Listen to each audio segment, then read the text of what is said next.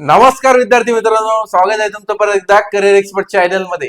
आजच्या व्हिडिओमध्ये आपण काय बघणार आहे, विद्यार्थी फक्त इलिजिबल आहे अशा विद्यार्थ्यांसाठी म्हणजे ओपन कॅटेगरीसाठी 144 चा क्वालिफाइंग क्रायटेरिया होता आणि रिझर्व्ह कॅटेगरीसाठी 113 केलेला होता। तर अशा विद्यार्थ्यांसाठी कुठं संधी आहे की अदर स्टेट मध्ये सगळ्या स्टेट मध्ये आतापर्यंत रजिस्ट्रेशन चालू झालेले आहे नव्याने। तर ज्या विद्यार्थ्यांना महाराष्ट्रामध्ये ते राऊंडच्या बाहेर पडले होते अशा विद्यार्थ्यांना काय करायचं आहे, अदर स्टेटला त्यांना नवीन रजिस्ट्रेशन करता येणार आहे आणि बीएमएस बीएचएमएस साठी त्यांना ऍडमिशन मिळणार आहे। आणि आपण एक टॉपिक कव्हर करणार आहे त्याच्यानंतर की क्वालिफाइंग क्रायटेरिया कधी कमी होणार, हा पण टॉपिक त्या व्हिडिओमध्ये आपण कव्हर करणार आहे। जर चॅनलवर जर नवीन असाल तर आपल्या चॅनलला सबस्क्राईब करा, व्हिडिओला लाईक करा। तर बघूया पंजाबमध्ये असे कोणते 5 कॉलेज आहेत टॉप मोस्ट, कोणते विद्यार्थी या कॉलेजेससाठी इलिजिबल असणार आहे आपण ते बघणार आहे।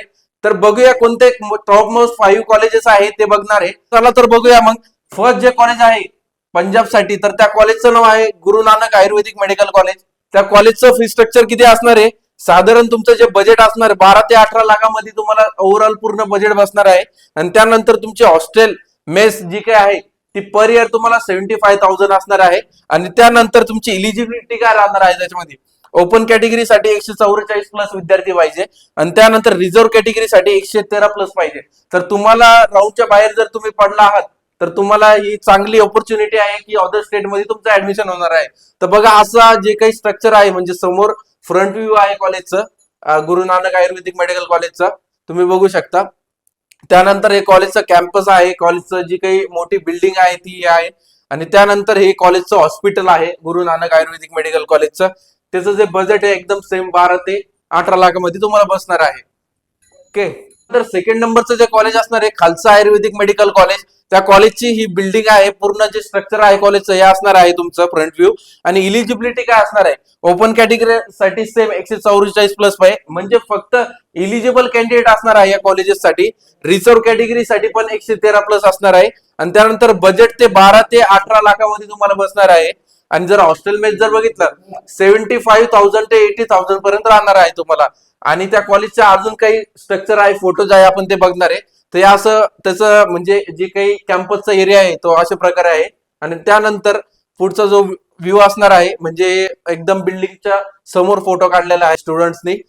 त्यानंतर असं एक विंडो दिसणार आहे खालचा आयुर्वेदिक मेडिकल कॉलेजचा। आणि त्यानंतर जे काही थर्ड कॉलेज आहे त्या कॉलेजचं नाव आहे SSMD आयुर्वेदिक मेडिकल कॉलेज। त्या कॉलेजचं फुल फॉर्म आहे बघा, श्री सत्यसाई मुरलीधर SSMD आयुर्वेदिक मेडिकल कॉलेज। त्या कॉलेजची इलिजिबिलिटी पण कॉलेजला सेम राहणार आहे, ओपनचं 144 आणि रिझर्व्ह कॅटेगरीचा 113 प्लस पाहिजे विद्यार्थी।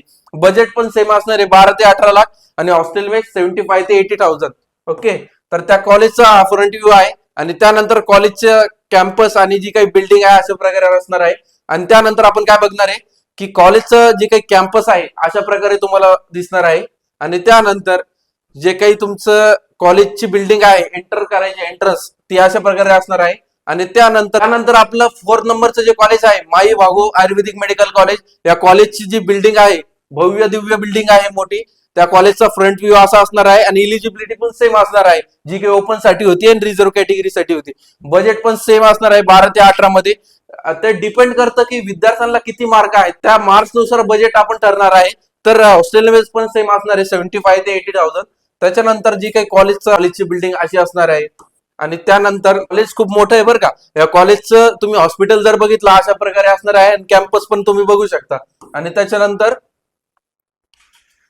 हे बघा, हे ऑलराऊंड जे स्ट्रक्चर आहे 360 डिग्री आपण बघू शकतो। हे बघा 360 म्हणून तर आपण असं बघू शकतो की वरतून जे बघितलं व्ह्यू तर असं दिसतो। आणि त्यानंतर जे काही 5 नंबरचं कॉलेजेस आहे त्या कॉलेजचं नाव आहे शिवशक्ती आयुर्वेदिक मेडिकल कॉलेज। त्या कॉलेजचं जे काही ब्लरी इमेजेस आहे पण चांगलं कॉलेज आहे एकदम, त्यामध्ये इलिजिबिलिटी पण सेम असणार आहे ऍज इट इज, जी मागच्या याला होती सेम ऍज इट इज राहणार आहे। आणि बजेट पण तुमचे डिपेंड ऑन मार्क्स वर असणार आहे आणि हॉस्टेल मेस पण सेम असणार आहे 75 to 80,000 मध्ये।